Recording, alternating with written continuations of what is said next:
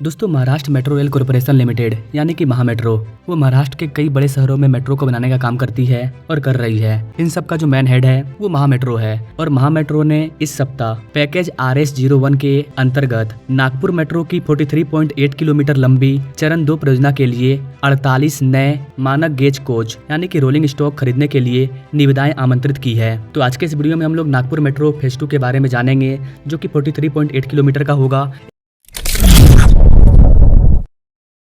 सबसे पहले बात करते हैं हम लोग इसके लेटेस्ट अपडेट पर क्या निविदाएं जारी की गई है, इस पर बात करते हैं। यहाँ पर गाइस आपको बता दें कि इन 48 कोचों को नागपुर मेट्रो की ऑरेंज लाइन और एक्वा लाइन पर 3 कोच विन्यास यानी कि DMC plus TC plus DMC में 16 ट्रेन सेटों के रूप में संचालित किया जाएगा, जिन्हें चरण 1 में बनाया गया था और वर्तमान में चरण 2 में उत्तर में कन्हान, दक्षिण में बूटी बोरी MIDC, पूरब में ट्रांसपोर्ट नगर यानी कि कापसी और पश्चिम में हिंगना तक विस्तार किया जा रहा है। 16 नई ट्रेनें नागपुर मेट्रो की 23 CRRC ट्रेनों के साथ संचालित की जाएगी और ऑरेंज लाइन के खापरी डिपो जहां पर 14 ट्रेनें यानी कि 42 कोच और एक्वा लाइन के हिंगना डिपो यानी कि 2 ट्रेनें जिसमें कि 6 कोच होंगे, इन सबको खड़ा किया जाएगा। अनुबंध के दायरे में परिचालन और रखरखाव कर्मियों का प्रशिक्षण भी शामिल है और इसमें 15 साल का कॉन्ट्रैक्ट है कि आप 15 साल तक व्यापक वार्षिक रखरखाव, मरम्मत और ओवरहॉल के लिए स्पेयर जैसे कि आपातकालीन, ओवरहॉलिंग, UES आदि उपभोग वस्तुएं, उपकरण,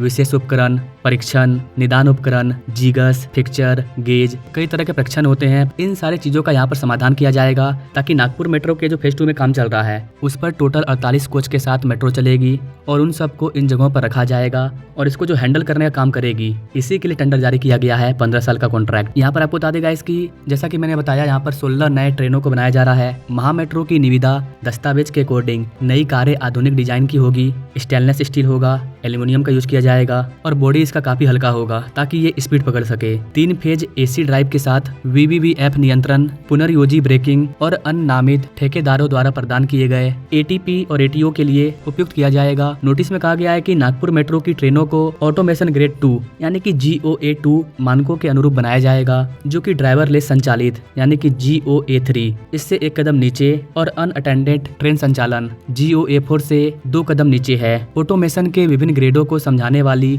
एक तालिका यहाँ पर देखी जा सकती है। अनुमान यानी कि NA अनुबंध अवधि 156 सप्ताह है 3 वर्ष के लिए। 26 मार्च 2025 को इस वाले बोली को लगाया गया। बोली जमा करने की जो तिथि है वो 28 अप्रैल 2025 तक है कि कौन कौन सी कंपनी इस काम को करना चाहेगी। नागपुर मेट्रो रेल परियोजना चरण 2 के लिए यात्री रोलिंग स्टॉक का डिजाइन, निर्माण, आपूर्ति, परीक्षण, कमीशनिंग और 15 वर्षों की CAMC के साथ कर्मियों का परीक्षण करेगा। इस रोलिंग स्टॉक अनुबंध को भारत सरकार और महाराष्ट्र सरकार द्वारा प्रदान की गई परियोजना निधि के इक्विटी हिस्से से वित्तीय पोषित किया जाएगा। इसमें कोई आत्मनिर्भर भारत यानी कि मेक इन इंडिया खंड शामिल नहीं किया गया है और आपूर्तिकर्ता को संभावित रूप से सभी कोचों को एक अपतटीय सुविधा में निर्मित करने की क्षमता दी गई है। बाकी नागपुर मेट्रो फेज 2 पर स्पीड से काम चल रहा है। अगर इसको लेकर के कोई और अपडेट आती है, बड़ी अपडेट, तो उस पर मैं अलग से अपडेटेड वीडियो जरूर ला दूंगा। बाकी आप नागपुर मेट्रो के बारे में क्या कहना चाहेंगे कमेंट करें। तब तक के लिए जय हिंद।